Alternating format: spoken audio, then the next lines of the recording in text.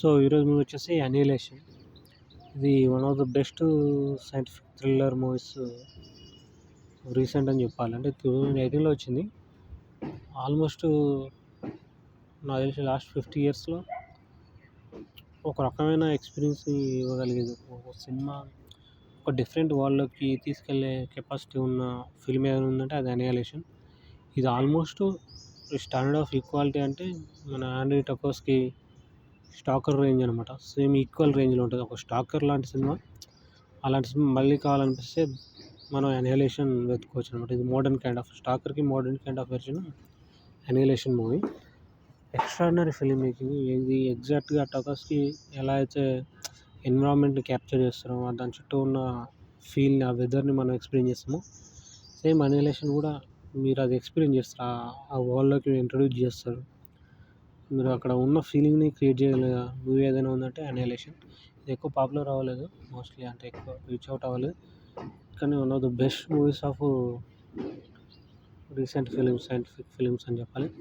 దానికి లాజికల్‌గా science apply అయిందా లేదా అని పక్కన పెడితే, ఒక మ్యాజికల్ ఎక్స్పీరియన్స్ మనం పొందుతాం ఆ మూవీలో.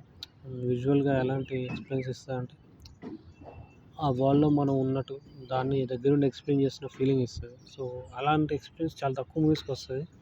అసలు మూవీస్‌లో అలాంటి ఎక్స్పీరియన్స్ అంటే ఎన్విరాన్మెంట్‌ని ఫీల్ అయ్యేది చాలా రేర్ మూవీస్. ఒక 10, 15 కూడా మనం వెంటనే చెప్పలేం ఆ standard movies film making. So, 'Andrei Tarkovsky' కూడా అలాంటి ఫీల్‌ని మ్యాక్సిమం క్రియేట్ చేయగలిగిండు. అండ్ 'కురోసావా' కూడా ఆ స్టాండర్డ్‌లో చేయగలుగుతాడు.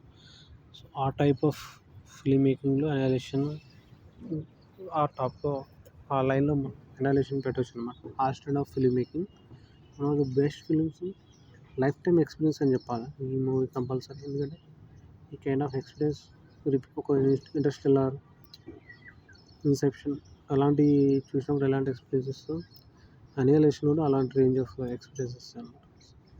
ఎక్కువ పాపులర్ అవ్వడం వల్ల అందరికి ఎక్కువ రీచ్ అవుట్ అవ్వలేదు. కానీ one of the best movies, scientific thriller, extraordinary visuals, weather create చేయడం కానీ. ఈ ట్రైలర్ చూస్తే మీకు బోరింగ్‌గా నార్మల్‌గా అనిపించచ్చు. ఫిలిం మొత్తం మీకు ఇంట్రొడ్యూస్ అవుతుంటే క్లైమేట్‌ని మీరు ఎక్స్పీరియన్స్ చేస్తారు. So, don't miss it.